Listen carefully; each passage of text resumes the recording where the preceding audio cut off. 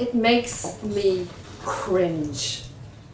Those are the words of an American professor who spent 10 years studying a topic only to have it misquoted every single day all over the world. And I'd be fairly sure that every single person here today has heard this misinformation.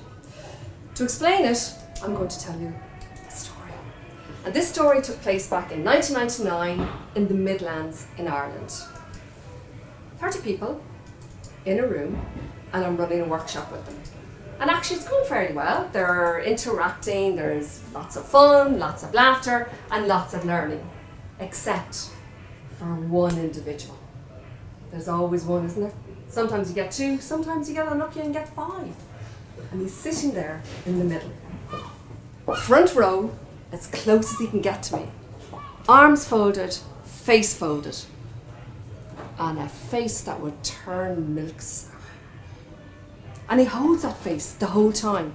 Even when they're working in groups and they're doing an exercise, he's there, arms folded, stuck in, and a face folded. And there's 29 people and they're all happy, but where do you think my eyes are going all the time? To him. I just can't help myself. Workshop ends, and everybody leaves the room except for one person. Guess who? My friend. He sits there, and he waits, and he waits, and he waits, until the last person has left the room. Very slowly, he rises from his chair, arms folded, face folded, makes his way towards me, leans right into my face and says, "That was brilliant. I really liked it. Thanks." And off he goes. And I'm thinking, well, you know what? I wish you told your face. Now you might be wondering, what's that story got to do with the research? In that scenario, my friend was incongruent, which means what he said wasn't matching how he was saying it, and therefore his words were only 7% of the message. And that's what the professor found. The 7-38-55 rule, you probably all know about it. Your words, 7% of the impact when you're speaking, your tone, 38% when you're speaking, and your body language, a phenomenal 55%.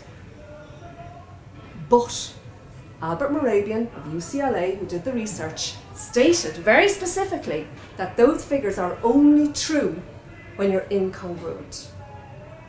And yet, all over the world, in books and blogs and presentations and training courses, we hear people shouting out, your words are only 7% of your message. And it's just not true. Absolutely not true, unless you're incongruent. And I don't know about you, because I see some nodding, but I'm sure it makes you cringe. And any credibility that the speaker has built is crushed. So why am I telling you this here today? Because I know, I can feel a lot of you already know it. I'm not telling you to teach you the Mehrabian myth, because I'm sure you know it. I'm just making you think about, when you're giving a presentation, when you're giving a speech, the facts, the figures, the statistics that you do, that you use.